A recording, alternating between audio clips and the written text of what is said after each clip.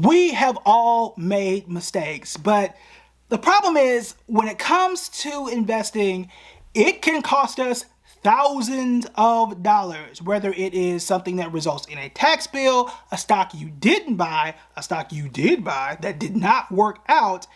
It's not necessarily something that is the most fun to admit, but the key thing is you should learn from those mistakes. So I'm going to break down the top 5 mistakes that I have made, as well as the mistakes that I have observed as being a financial advisor. Now, I will tell you this, you absolutely want to stay to the end because your boy be preaching, all right? And I got a sermon for you because towards the end, there is one that I think is crucial to your development, especially if you are a new investor.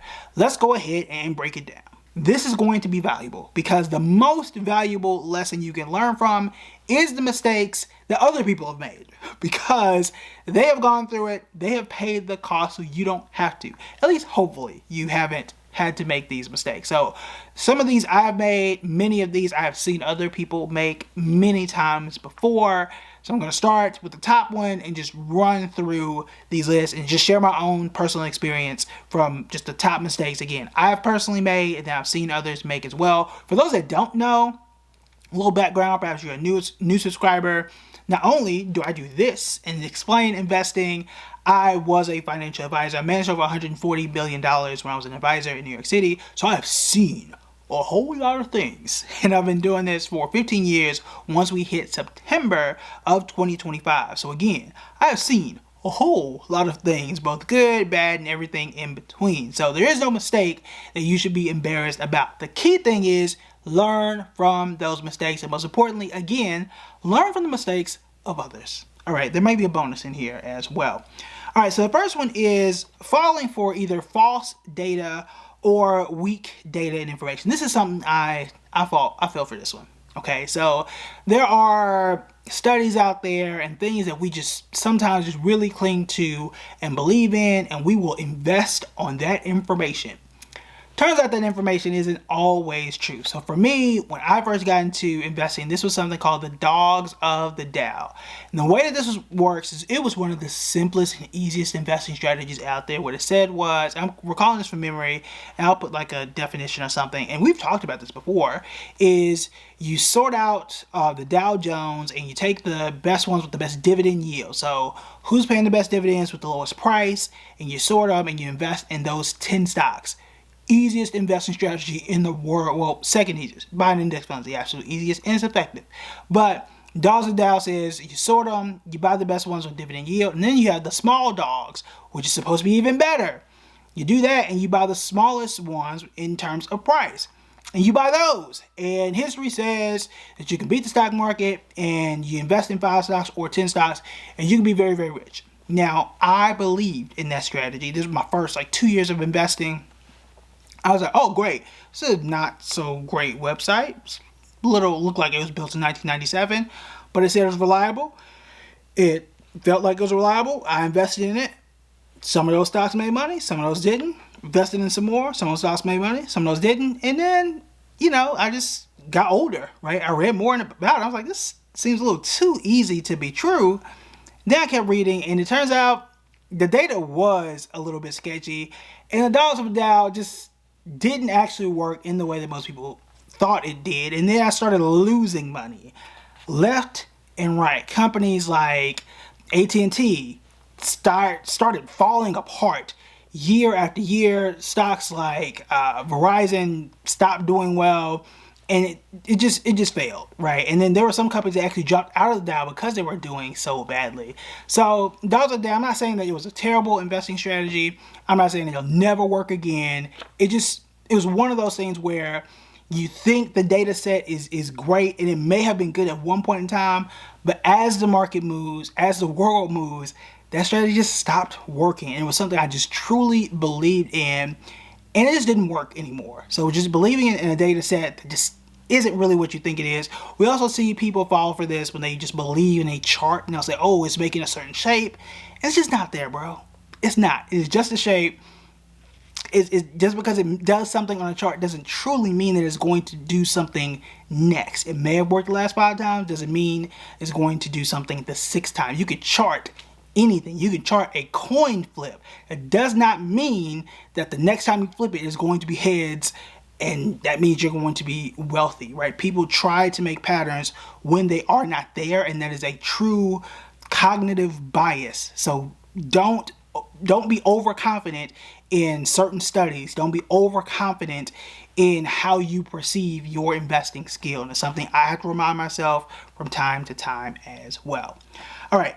Next one here is not investing enough and not taking enough risk. And there is a difference between enough risk and too much, right? And we have percentages, and we talked about this as well. I have a 5% rule in terms of how much I invest in any one asset, meaning either one stock or one cryptocurrency. So that kind of keeps me in check. But there were times, and I don't think we talked about this enough either, well, I've invested in some amazing stocks, but I only put a few $100s in. And the stock could take off and it'll be up 200%, and I only made $30. And I'm like, ugh. Would have been great if I put $4,000 or $5,000 in, and things would have been a bit different. And just not truly committing to all the research that I did, and really taking it seriously enough and taking enough risk. Again, there's a difference between taking too much risk, but not really saying, all right, I've done this research and I need to put that 5% in instead of 0.5%, and just really like, I put $1 in, I put $5 in. Even though I've got my savings, right? I have some money to risk here, and truly putting enough in to see the results. I think too many people are too conservative. I've seen far too many investors say, look, I've got $30,000 or $40,000 in savings. I've never invested before. I know it's your first time for some of us. I know you don't want to put, all 30,000 in, and I don't suggest that you do, but put more than $10 in. Okay. So if you've got thousands of dollars in cash, you got to do more than 100, bro. Okay. You got to do more than that. All right. So don't just put your toe in, put an ankle in. Put a leg into the market, put a leg into the water, and start gently. Start with an index fund is usually the best place to start, but do something where you can actually see the market move and truly see results. And again, think long term. Okay, don't just put it in something risky. Do your research, and again, think long term. But that was something that I actually learned from. It was like, I was only thinking of the downside. I saw way too many times where I made what felt like a lot of money percentage-wise, but I didn't risk enough. I didn't put enough in. And who cares about making 30, 40, 50, 60%, but you only made $5 or $10 at a time, or $30 or $40 at a time? It doesn't really move the needle.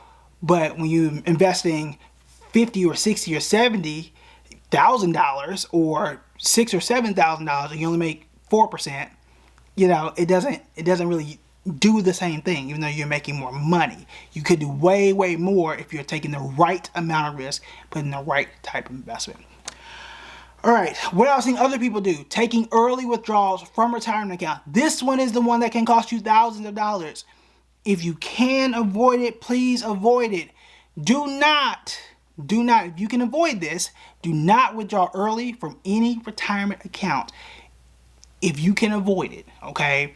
It ain't a piggy bank. It ain't supposed to be withdrawn from. You want to try and keep that tax advantage for as long as you can. Keep that growing for as long as you can. If you do that before age 59 and a half, in many cases, there are a few exceptions, in many cases, for like a traditional IRA, 401k, you can get hit with a 10% penalty and get hit with income taxes. That will cost you, in many cases, anywhere between a minimum of 10% for the penalty, but it could cost you 20% or more in some cases. So please try to avoid that. It's like, well, hey, Kevin, what about Roth IRA? I can withdraw early from there, at least what I put into it. That is true. That doesn't mean you should. That is still money that can be growing for you, that you can take out for free from income taxes at 59 and a half. Leave it there, right? Continue to grow that money. That is what it is there for. If you feel like you want something that you can pull money out from and not have to get hit with those penalties, may still have to pay those taxes, then that's where just having a brokerage account, just a regular investing account, is feasible for you. That is a place you can do that. If you want a suggestion, then I would suggest M1 Finance. I do have a link for it. We talk about it here on the channel every now and then. That link is in the description below. You can go over a whole bunch of accounts there, but that's one suggestion. All right, but again, please try to avoid those early withdrawals. I've seen so many people pull all their money out because they're scared the stock market is going to fall, or the stock market did fall, and they pull out, and the stock market is down, let's say 5%, and then they pull out more, pay taxes, pay penalty, so instead of just losing 5% and the market recover, you lost 5 plus 20, you lost 25%.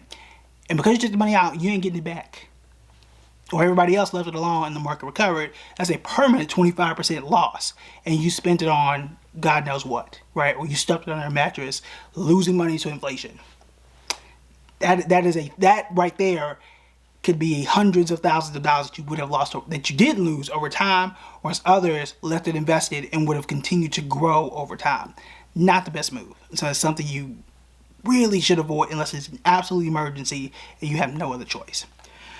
All right, not researching. This is what we've talked about. I've talked about the way that I research. We did a whole video on this years ago. We can refresh it if you guys need another option. We talked about it in my 2025 workshop.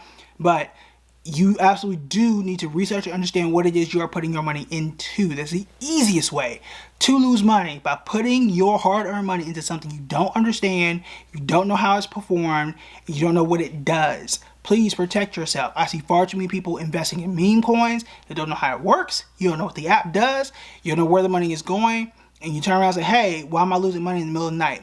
You invested in crypto. Crypto is a 24-hour market. That's what it does. Okay. I've seen people say, hey, I can't sell this stock. It's not letting me sell. It's 8 p.m. on a Sunday. The stock market is closed. That's how it works. The stock market is supposed to be closed today.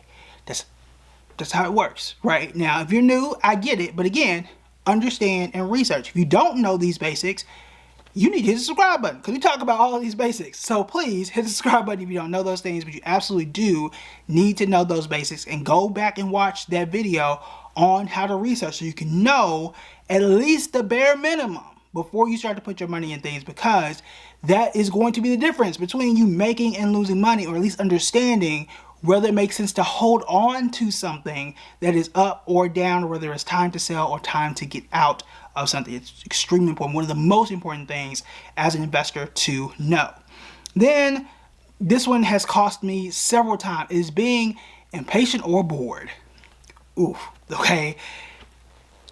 It sounds crazy, but when you have done this for a while, there are people, this has happened to me, and I've gotten comfortable with being bored, okay, where you've invested for a while. Perhaps you are a good and successful investor. I've had stocks like FICO, like Constellation Energy. You guys have seen, for those who have known me for a while, and you've seen my portfolio on public for a while, I don't change me. How long have I owned O'Reilly? It's been up for a very long time. Like, y'all have seen the profits. You can see, I can post some of those here, but you can see held it for 1,500 days or whatever the amount is, and it'll tell you the profit. It's boring. Investing can be boring to some people. I'm going to tell you this.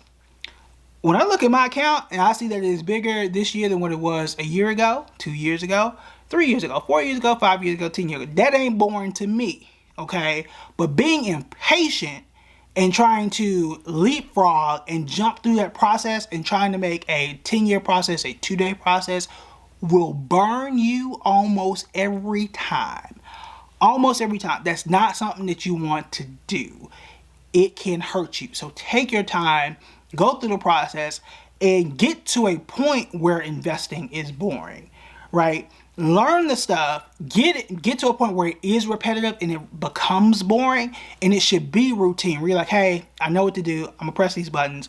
It's gonna do what it do, and I'm gonna start to see them zeros stack. That's where you should be. I don't want to walk into a casino and just like, ooh, all these flashing lights and all this kind of stuff. No. That's how you get burned. And you walk into something like, like a fly going into light, and you get zapped. Okay, you don't want to do that.